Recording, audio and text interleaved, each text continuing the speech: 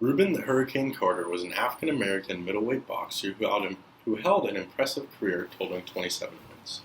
In the summer of 1966, early one morning, two men murdered a bartender and a few patrons at the Lafayette Bar and Grill in Paterson, New Jersey. It just so happened that Rubin Carter and John Artis were driving through the area. Police stopped the men and arrested them, under suspicion that they had been the ones who committed the crime, even though they had been at the local nightclub at the time of the incident.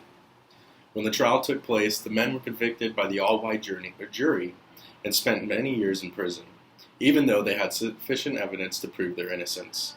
The Hurricane was a victim of institutionalized prejudice and racism found in our court system and policing. Unfortunately, this problem is still prevalent today. Our legal system has failed to keep the officers who have committed heinous crimes in check. The failure to convict officers who murdered Trayvon Martin and Breonna Taylor creates fear not only in the African American community, but in all communities.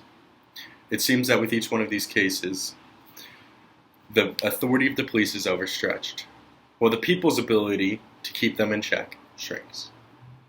Although the future is bright, seen in the recent conviction of Derek Chauvin, the Minnesota police officer who murdered George Floyd, there are still many obstacles that need to be tackled.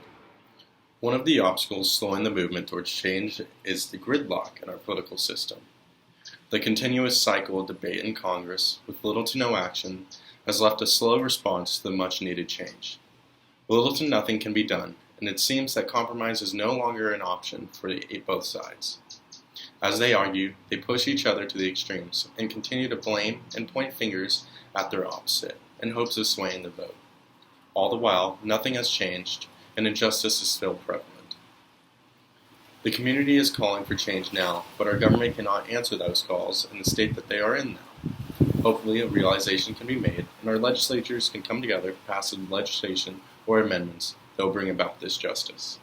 But until then, this gridlock is the biggest obstacle in the way of correcting the unjust political, police, and court system. Groups like the Black Lives Matter movement have gathered widespread support for the movement towards the defunding and restructuring of our police system. Taking inspiration from Martin Luther King, the Civil Rights Movement, and the Black Panthers, the group continues their fight to bring about equality and equity for the black community. While some anarchists have hijacked the group and tainted the image of their ultimate goal, the group stays strong and continues to fight for change. In recent years, they have adopted the story of Rubin Carter and used him as an example of the failures of our justice system. Their calling card and slogan, Black Lives Matter, has made its way into household terminology and serves as a simple description of the group's goals. The group has taken a mostly peaceful approach towards their process of the system, although there have been several instances of rioting due to the lack of change or response.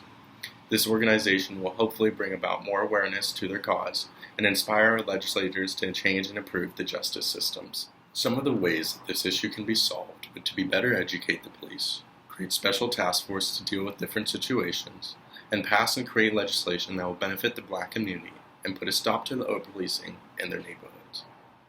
It is ridiculous to think that it has been 55 years since Rubin Carter was arrested, and the issue of police in the African American community is still prevalent. Change is needed, and it is needed now. I would hope that our future will be different, and that there will no longer be an issue. Hopefully, the Hurricane's name and case will live in infamy in the steps towards justice, and we can come together to see the folly in our system and its ways.